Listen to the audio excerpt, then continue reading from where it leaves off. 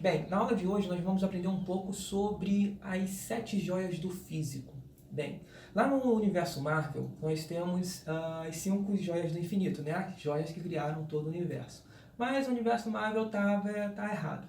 Na verdade, nós temos 7 joias. Essas 7 joias são conhecidas como grandezas fundamentais. E são elas: temos a joia da luz, nós temos a joia da temperatura, nós temos a joia da massa, nós temos a joia do espaço, nós temos a joia do tempo, nós temos a joia da quantidade de substância e nós temos aquela joia ali, que é um tanto que curiosa, que nós vamos chamar de joia da eletricidade.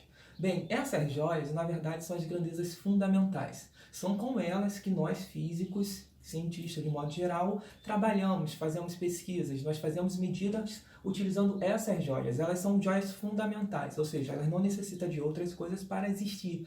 Mas através de cada uma delas, nós podemos compor outras joias. Por exemplo, eu posso pegar a minha joia do espaço e posso pegar a minha joia do tempo e dividir a joia do espaço pela joia do tempo, e nisso eu tenho a velocidade. Essa aqui, a velocidade, é uma grandeza derivada, ou seja, ela depende de duas grandezas fundamentais, que é a nossa joia do espaço e a nossa joia do tempo.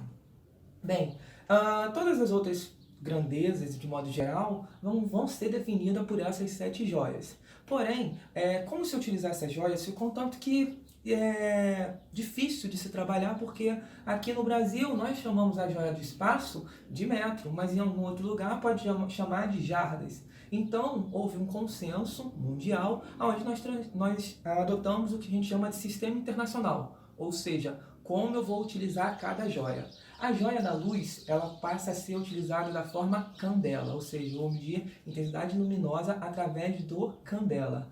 A joia na temperatura, eu vou estar sempre utilizando uma unidade conhecida como Kelvin, que é uma unidade de medida de temperatura absoluta, uma unidade de medida científica. A massa eu vou estar medindo em quilo, o espaço eu vou estar medindo em metro, o tempo, o sistema internacional vai ser segundo, mol é mol mesmo, não há muito o que mudar, e a joia da eletricidade, ela tem uma curiosidade, porque quando nós estamos começando a estudar eletricidade, nós vimos uma definição para corrente elétrica, que é dado pela unidade conhecida como ampere, sendo coulomb por segundo. E aí fica a seguinte ideia: se ampere é definido coulomb por segundo, note que segundo é uma grandeza fundamental, e o que sugere que coulomb também é uma grandeza fundamental e, portanto, o ampere é uma grandeza derivada. Porém, não é assim que funciona. O que acontece é o seguinte: nós, cientistas, chegamos no seguinte consenso. Quando eu tenho, por exemplo, a grandeza metro, metro não é uma coisa definida pela natureza. Nós, seres humanos, definimos o que é um metro. Nós pegamos uma barra e dissemos, aqui tem 1 metro. E pronto. Passou a ser nossa unidade de medida padrão. Da mesma forma, fizemos com o tempo, fizemos com a temperatura. A temperatura tem um ponto de referência, que é o zero absoluto em Kelvin, mas a forma da graduação da temperatura fomos nós, seres humanos, que decidimos. Assim como tem o Kelvin com o zero absoluto, tem outras escalas que usam também o zero absoluto. A mol não tem muito o que falar. A luz, nós definimos o que é um candela, porém, coulomb não é uma grandeza fundamental pelo seguinte fato: nós não temos como definir exatamente o que é um coulomb, porque nós não temos nada na natureza que defina, isso aqui tem 1 coulomb. Por exemplo, o elétron tem 1,6 vezes 10 a menos 11 coulomb, menos 1,6 vezes 10 a menos 11 coulomb.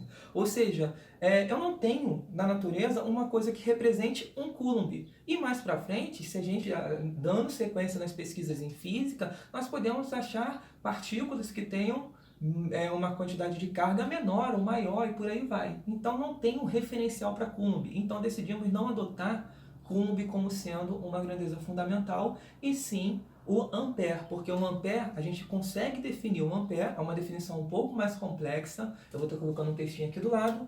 Nós conseguimos definir o ampere sem utilizar a definição de coulomb. A definição coulomb por segundo para ampere é uma definição muito básica, ela é útil, mas porém há uma outra forma de o definir sem necessitar de coulomb. Então, pessoal, essas são as nossas 7 joias do infinito.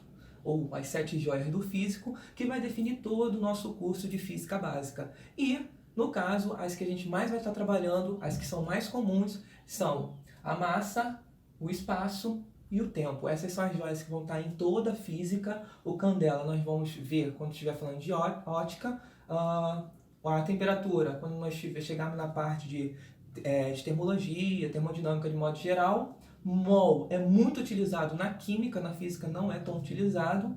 E o ampere, quando nós estivermos falando já sobre lei de Coulomb, que é uma parte da física que também faz parte do conteúdo do Enem, mas que está relacionada à eletricidade. Nosso curso vai começar com mecânica, que vai ser basicamente essas 3 joias. Tá bom, pessoal? Eu espero que vocês tenham entendido, espero que tenha sido uma explicação rápida para a gente começar a nossa próxima aula.